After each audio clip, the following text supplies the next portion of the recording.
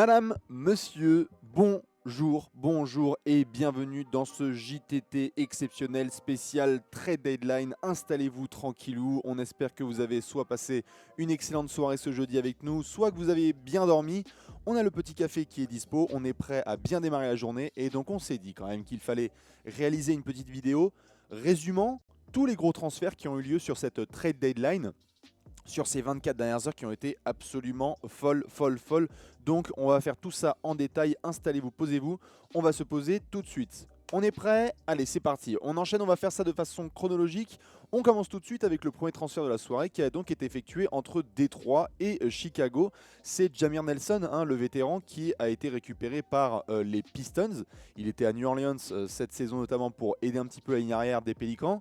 Alors, il est envoyé contre Willie Reed. Willie Reed qu'on a vu notamment du côté des Clippers d'abord, qui a été transféré à Détroit et qui est maintenant chambardé à Chicago. Alors, Willie Reed qui a tout de suite été coupé, donc qui va devenir agent libre. La vraie bonne affaire, elle est du côté des Pistons, puisque on le savait sur leur ligne arrière et celle de meneur, il n'y avait pas énormément de profondeur, seulement Ish Smith, des pépins de santé pour Reggie Jackson. Donc, Jameer Nelson qui va retrouver Stan Van Gundy, les deux copains qui faisaient partie de l'épopée d'Orlando, notamment en 2009, la grande époque du Magic avec Dwight Howard. C'est une assez bonne acquisition en termes de vétérans, leadership, en termes de production, de solidité à la main. Les Pistons qui sont en ce moment très en forme depuis l'arrivée de Blake Griffin et qui espèrent faire le push pour les playoffs justement. Donc ça va directement dans ce sens. Ça c'était le premier transfert de la soirée. Vainqueur, après on peut débattre, continuer à débattre, mais clairement des trois bonnes opérations pour avoir ça et faire le push sur la deuxième partie de saison. On n'a pas le temps, allez on enchaîne, on fait ça bien, comme ça vous repartez avec toutes les infos. On enchaîne tout de suite avec un autre transfert qui a eu lieu là aussi avec Détroit, mais en autre partenaire, c'était Memphis. Alors Memphis qui récupère dans la pioche de Détroit le petit Bryce Johnson, qui faisait partie notamment de l'affaire Blake Griffin, l'intérieur qui cette fois rejoindra les Grizzlies.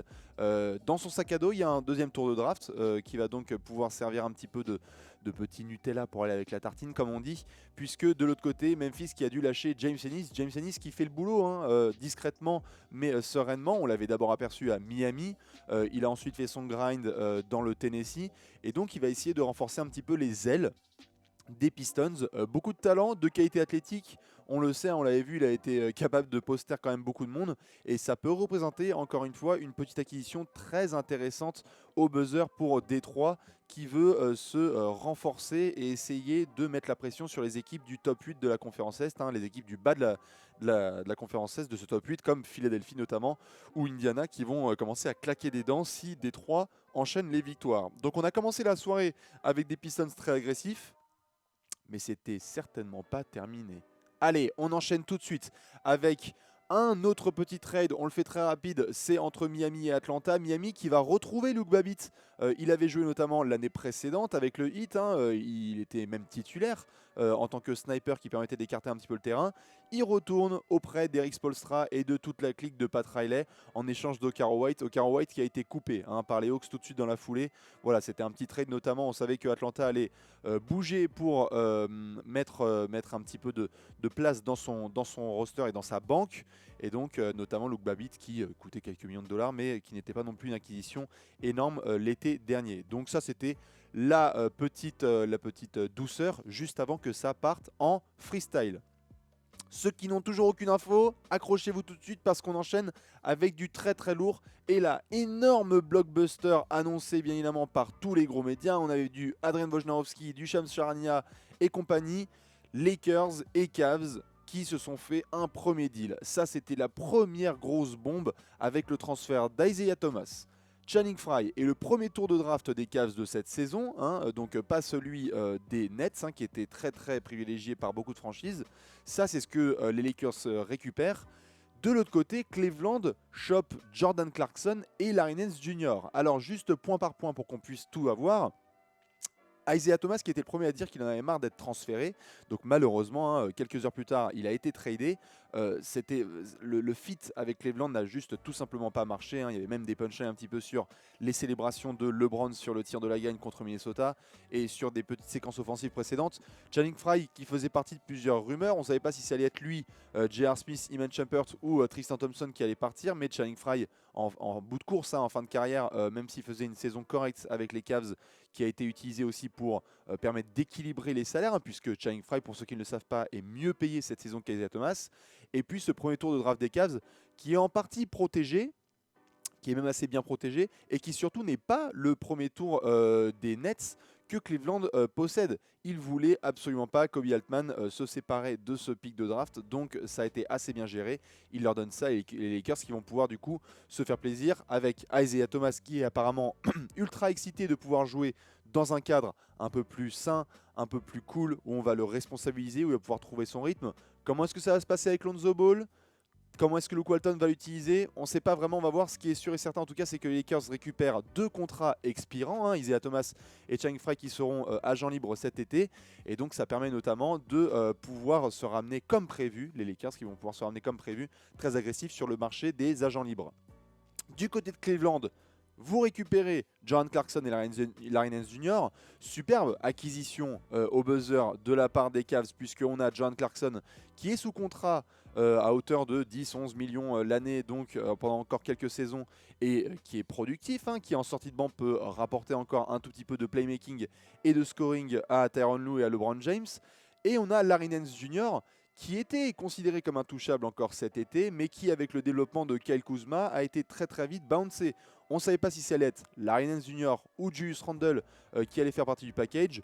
On imagine assez bien les discussions entre Cavs et Lakers. Vous voulez qui? Larry Nance Jr. ou Julius Randle? Les Cavs qui ont tranché. Larry Nance qu'on retrouvera notamment au Dunk Contest du 17 février et qui portera du coup un maillot des Cavs à Los Angeles. Oh là là, ça va faire bizarre, ça fait beaucoup d'informations, mais en tout cas, ça c'était le premier gros blockbuster. Et ceux qui pensent que c'était terminé à ce moment-là, eh ben, foutez-vous un doigt dans l'œil et l'autre là où on pense, parce que ça enchaîne avec du très lourd. Vous êtes prêts? Et là, on vient avec Utah, Cleveland et Sacramento. Cleveland qui a été d'une vitesse folle. Ils ont absolument tout acté sur quelques minutes. Et donc on a eu un énorme blockbuster entre ces 3 franchises. Alors on vous met là évidemment le résumé, mais on va faire comme on vient de le faire pour chaque équipe, point par point. Utah qui récupère Jay Crowder et Derrick Rose. Derrick Rose qui va pas du tout jouer avec le Jazz. Normalement ça bouge. Du côté de Cleveland, on récupère, incroyable, Rodney Hood et George Hill. On va y revenir bien évidemment en détail. Et Sacramento qui récupère Iman Shumpert et Joe Johnson. Alors, point par point. Le Jazz, on le sait, était notamment stressé par la possibilité de perdre peut-être du Rodney Hood avec le développement de Donovan Mitchell. On savait qu'ils étaient un petit peu stressés par ça. On savait aussi que Joe Johnson voulait absolument jouer dans une équipe prétendante au titre. Et donc n'a pas non plus menacé le Jazz, mais a dit let's go, moi j'ai envie de partir. Donc du coup, Utah se sépare de Rodney Hood qu'ils envoient à Cleveland. Il y a Joe Johnson donc, qui s'en va et qui va à Sacramento. Joe Johnson qu'on va retrouver après sur le marché des agents libres, hein. Il ne jouera pas une seule minute avec le maillot des Kings. Et attention au dossier de Joe Johnson qui pourrait être très très intéressant pour une franchise qui jouera à peu près au mois de mai et qui pourrait avoir ça en sortie de banc. Ça reste quand même ISO Joe qui est absolument fou. Ça c'est pour Utah.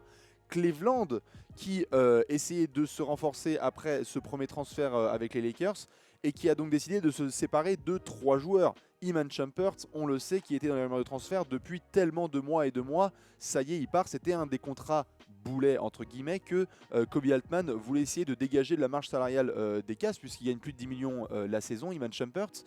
Il y avait Derrick Rose aussi qui était un petit peu bâtard entre guillemets dans son utilisation à Cleveland et donc qui a été envoyé à Utah même s'il a été coupé. Et surtout pour faire passer tout ça, Jay Crowder qui avait été récupéré cet été dans le cadre du transfert de Kyrie Irving et qui va permettre au Jazz de se mettre bien sur les ailes puisqu'ils ont Joe Ingles et Jay Crowder. Voilà un petit peu, donc du coup il reste enfin Sacramento qui a récupéré Iman Shumpert et Joe Johnson. On va voir comment ça va se passer sur ces 2 dossiers, mais c'est vrai qu'il y a peu de chances quand même de les voir très très utilisés puisque à Sacramento on est dans une vraie page qui se tourne avec l'utilisation des jeunes. Point par point, si on devait revenir sur chaque franchise, évidemment incroyable pour les Cavs de récupérer Rodney Hood et George Hill. C'est absolument fou par rapport à ce qu'ils ont lâché. Contractuellement, on savait que George Hill avait signé un gros contrat avec Sacramento cet été. On savait que Rodney Hood n'était pas forcément le mieux payé, mais qu'il allait pouvoir devenir assez cher sur le market. Et donc Cleveland qui récupère ça, contre des joueurs qu'ils n'ont pas forcément utilisés à fond. Il y avait Jay Crowder qui était bien utilisé, mais Derrick Rose et Iman Shumpert, excusez-moi du peu, mais c'était quand même pas la folie sous Tyronn Lue. Donc c'est une excellente opération pour les Cavs, puisque ça apporte de la défense, de la jeunesse, des qualités athlétiques, bref, quasiment toutes les cases qui restaient à cocher pour Cleveland. Donc ça c'est super, et même pour la profondeur d'équipe. On verra comment ils vont être utilisés, probablement George Hill dans le 5 majeur et peut-être Rodney Hood aussi. On verra comment ça va se passer. Est-ce qu'il prendra la place de Gérard ou est-ce qu'il sera en sortie de banc? Ça va être intéressant à regarder. Du côté de Utah, donc, pour le rappeler juste rapidement, eux c'est bien aussi puisqu'ils avaient besoin de se débarrasser de cette histoire de Rodney Hood et de Johnson. Donc ils récupèrent quand même Jay Crowder qui est sous contrat. Et puis pour les Kings, on désépaissit un petit peu et on va se faire plaisir après avec la jeunesse. Ça fait beaucoup. Et oui, ça fait beaucoup, mais attention parce que là on enchaîne et on va se faire plaisir tout de suite avec le transfert peut-être le plus choquant. Dwayne Wade retourne à Miami. Incroyable. On a tous cru que c'était un énorme troll de la part d'Adrian Wojnarowski. Non, pas du tout. Dwayne Wade a bien été transféré par les Cavs. Retour de flash du patron. This is my house, South Beach. Dwayne Wade de retour avec le maillot du Heat. C'est absolument fou. On sait que Dwayne Wade avait rejoint Cleveland pour jouer avec son buddy LeBron en septembre dernier pour essayer de jouer la bague. Apparemment, ça s'était tellement mal passé, notamment en coulisses, et il y a eu beaucoup de discussions entre Wade notamment et certains représentants du Heat. Apparemment, ça allait un petit peu mieux avec Pat Riley, donc ceci a permis cela. Dwayne Wade retourne au Heat contre un second tour de draft. Alors pourquoi ça en choque certains? Parce que Dwayne Wade, il faut le rappeler, après quand même une année en mode lance-pierre, il n'est pas payé des millions de dollars, il est même au minimum vétéran. Donc du coup, Cleveland qui lâche ça pour laisser la place au Rodney Hood, pour laisser la place au Jordan Clarkson sur le même poste que Dwayne Wade, et Eddie Wade qui va pouvoir renforcer le Heat dans sa quête de playoff. C'est absolument fou. On va avoir Wade à nouveau avec le maillot du Heat, avec un accueil absolument incroyable à venir du côté de l'American Airlines Arena. C'est aussi une relation qui se reconstruit entre Riley et Dwayne Wade. On espère, il y a de fortes chances quand même que Wade termine sa carrière du côté du Wade County. C'est vraiment la délivrance pour tous ceux qui avaient le maillot. On sait que vous étiez nombreux à avoir le maillot de Dwayne Wade à Miami et qu'il était bien rangé comme il faut ces 2 dernières années dans un placard. On peut le ressortir, Flash is back, c'est la grande nouvelle, en tout cas au niveau émotionnel c'était le plus gros trade puisque on ne s'attendait vraiment pas quand même à ce que Cleveland se sépare et surtout ose enlever le buddy de LeBron, mais il est clair que quand on voit les contreparties des Cavs et comment ils ont pu progresser au niveau de leur recrutement, c'était le bon choix à faire. Du coup, après ça, on a enchaîné avec un petit trade de la jeunesse. Allez, entre guillemets, on a un deal entre les Knicks, les Mavs et les Nuggets. Plusieurs points importants. Déjà, on va commencer par tout en haut. Les Knicks qui voulaient essayer de voir ce qu'ils pouvaient récupérer contre Doug McDermott, qui n'était pas non plus trop utilisé. Ils ont réussi à récupérer Emmanuel Mudiay, sous-utilisé à Denver, dans les rumeurs de transfert avec Kenneth Faried depuis tellement longtemps. Manu Mudiay qui va essayer de se faire justement un petit peu de hype et un vrai début de carrière au Madison Square Garden. Alors évidemment nous sur l'Hexagone on s'est posé des questions par rapport à Frank Ntilikina. Il faut voir comment les Knicks vont l'utiliser, il faut voir comment la doublette va pouvoir marcher. Ce qui est sûr et certain c'est que les Knicks avaient besoin de talent, que les Knicks avaient besoin de continuer un petit peu les mouvements suite à la perte de Kristaps Porzingis. On avait vu William Gomez transféré à Charlotte. Manu Mudiay qui est encore quand même très jeune, qui a du talent, du potentiel. Il faut voir comment est-ce qu'il peut être utilisé par les Knicks. Ce qui est sûr, c'est que sur la ligne arrière et celle de meneur de New York, eh bien, il y a quand même du potentiel. Maintenant, il faut voir comment tout ça va s'articuler parce que Tim Hardaway Jr., Frank Ntilikina, Trey Burke, Emmanuel Mudiay, voilà, c'est pas forcément le tableau le plus pretty qui puisse exister. Ça, c'est pour les Knicks. Par contre, Dallas se met bien, il récupère Doug McDermott et un second tour de draft qui vient de Denver, si je ne dis pas de bêtises. Et donc, bonne acquisition pour les Mavs, puisqu'ils n'ont lâché que Devin Harris, qui est donc vétéran et qui n'apportait pas non plus à la main quelque chose de fondamental. Il faisait une bonne saison, mais c'était pas non plus incroyable, puisqu'il y avait JJ Barea et Dennis Smith Jr. notamment. Et donc, Dallas qui va pouvoir récupérer un shooter, un joueur quand même encore avec du potentiel, il n'est pas tout jeune, Doug McDermott, mais il a quand même encore du talent à développer. Sous Rick Carlisle, ça peut être très intéressant de pouvoir apporter ça. Et puis il n'y a pas non plus une profondeur incroyable de banc à Dallas. Il peut apporter du shooting, il peut apporter de la taille, Doug McDermott. Ça peut être intéressant de voir comment il peut se développer dans un cadre intéressant avec Harrison Barnes notamment au-dessus de lui. Et donc Denver en dernière équipe qui récupère Devin Harris. Alors on le sait, on l'avait vu notamment sur ces derniers jours. Denver qui voulait avoir un petit peu de solidité et de leadership à la main. L'année dernière, ils avaient Jameer Nelson.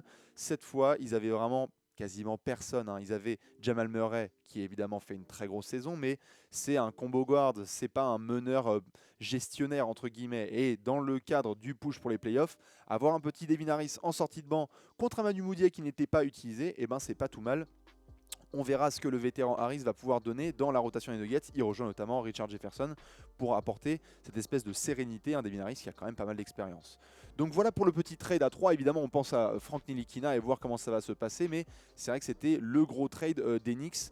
Même si ce n'était pas forcément le joueur auquel on s'attendait. Hein. Hashtag Joakim Noah, hashtag Kylo Quinn. On verra ce que ça va donner. On enchaîne. Allez, il en reste 4 petits. Hein, on va en parler, même 3 petits. C'est vraiment des détails là pour le coup, mais on vous les fait quand même. Il y a Brooklyn qui a récupéré Dante Cunningham contre Rashad Vaughn. Rashad Vaughn qui venait d'être récupéré à Brooklyn dans le cadre du trade de Tyler Zeller. Rashad Vaughn qui va pouvoir apporter du talent et du shooting à New Orleans. Hein. On sait qu'ils en avaient besoin notamment. Sur le poste 4, il y avait beaucoup de rumeurs, mais depuis qu'ils ont pris Mirotic, il y avait pas mal de besoins sur la ligne arrière. C'est pas tout mal. Dante Cunningham qui est encore un bon recrutement pour les Nets. Joueur de devoir, capable de faire le sale boulot, qui apportera ses minutes en sortie de banc. C'est très bien pour les Nets. On s'attendait peut-être à un tout petit peu plus de mouvement venant de Sean Marks et compagnie, mais finalement, ils ont juste récupéré un peu de leadership. Voilà, il y a du gros bosseur à Brooklyn entre Dante Cunningham et DeMarre Carroll. C'est pas tout mal. Ça, c'était de l'ordre du détail. On verra qui sera vainqueur de ce trade sur le court, moyen et long terme. Autre transfert entre les Bulls et les Blazers. Alors du côté de Portland, on s'attendait à quand même pas mal de mouvements. Hein. Il y avait des rumeurs autour de Yusuf Nurkic, Evan Turner et compagnie. Finalement, c'est Noah Vonleh qui s'en va contre les droits notamment de Milovan Rakovic, n'est-ce pas, si on le prononce bien. Et donc, pour le coup, ceux qui se posent la question un petit peu à quoi ça sert, eh bien pour Portland, c'est clairement un move financier puisque Portland passe sous la barre de la luxury tax. C'était la grosse priorité pour Neil Olshey et le management de l'Oregon. Noah Vonleh qui n'était pas non plus payé une fortune. Mais en enlevant son contrat, ça permet notamment aux Blazers d'être un petit peu en expiration et en inspiration financièrement parlant. Voilà. Après, il a du potentiel. On verra ce que ça va donner du côté de Chicago avec Bobby Portis. Un bon joueur, hein, Noah Vonleh, qui monte en température doucement mais sûrement. Hein. Il faisait le boulot en sortie de banc pour Terry Stotts. Là, on verra. Est-ce qu'avec Bobby Portis, ça pourra le faire? Il y aura du coup des minutes à répartir avec lui et Lauri Markkanen. Dans tous les cas, ça veut dire aussi qu'à Chicago, vu que c'est le seul véritable mouvement, hein, avec ceux qu'on avait vus concernant Mirotic, Robin Lopez et Justin Holiday ne bougent pas. Et ça, c'était un petit peu le point d'interrogation qu'il y avait. En tout cas, maintenant, c'est plus un point d'exclamation.